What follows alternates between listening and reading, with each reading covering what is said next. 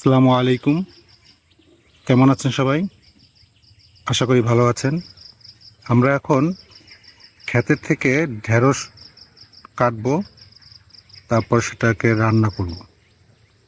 তা আমার সাথে আমার আম্মু আছে। আম্মু, ঢেঁড়স কাটেন। হুম। বিসমিল্লাহ রহমান।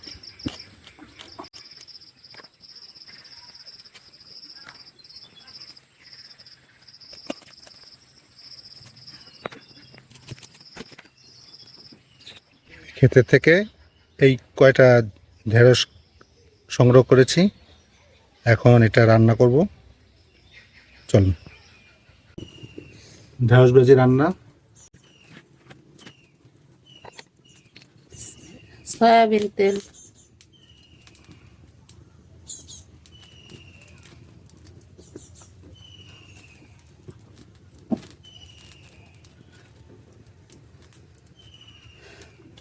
কুচি করা আলু,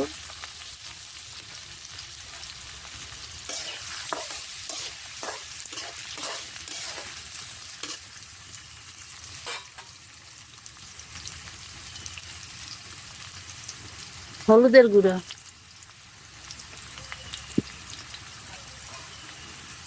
এখন আলুটা একটু ভেজে নেব।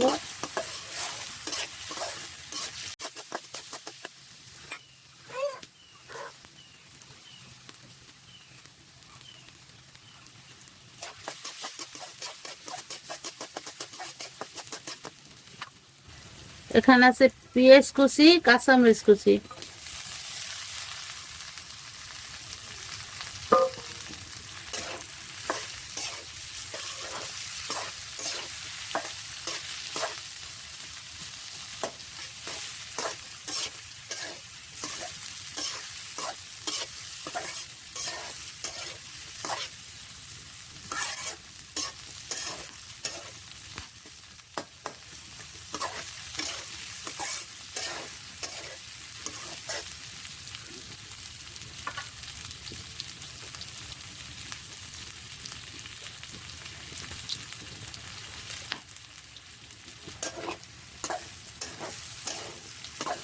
আলু, কাঁচামরিচ এবং পেঁয়াজ কিছুক্ষণ ভেজে নিলাম।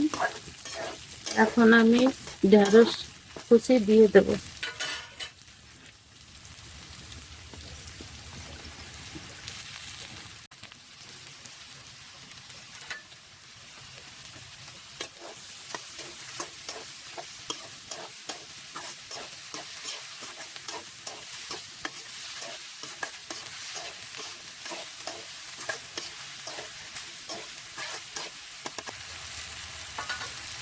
কিছুক্ষণ ঢাকনা দিয়ে ঢেকে রাখবো।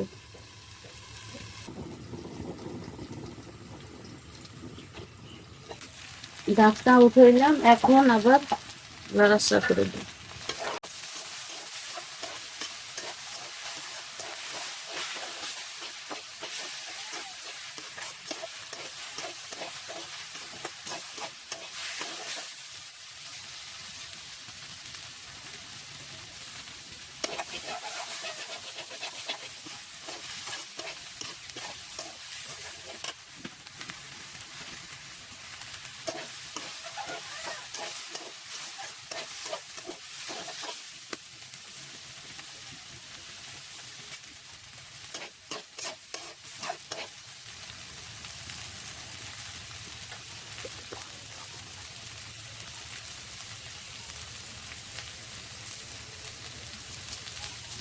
এখন ঢেঁড়স ভাজি হয়ে আছে, আমি এখন লবণ দেব।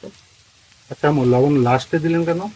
লবণ লাস্টে দিছি, এই যে ঢেঁড়স কাটছি যখন ওইটাতে পানি ছিল, তারপর আবার আলুতে পানি ছিল, তেলের সাথে এতক্ষণ এইটা রান্না করলাম, ওই পানি শুকিয়ে গেছে। এখন যে লবণ দিছি, ওই এখন আর আলুও ভাঙবে না, আর ওই যে ঢেঁড়সের আঠালো জিনিসটা ওটাও থাকবে না। ও আচ্ছা আচ্ছা, বুঝতে পারছি। খুব সুন্দর একটা পদ্ধতি। এখন দেখো এই যে একেবারে ঝরঝরা, এই যে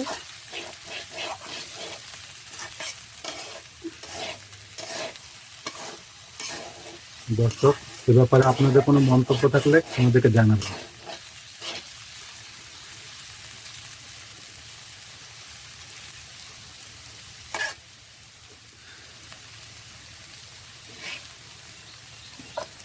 এখন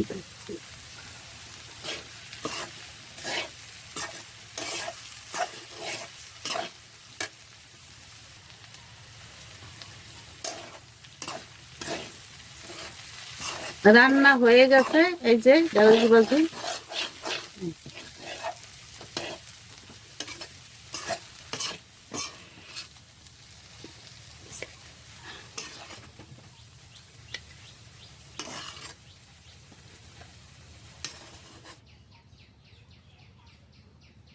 এই যে শেষ, রান্না শেষ, বেড়ে দেখালাম।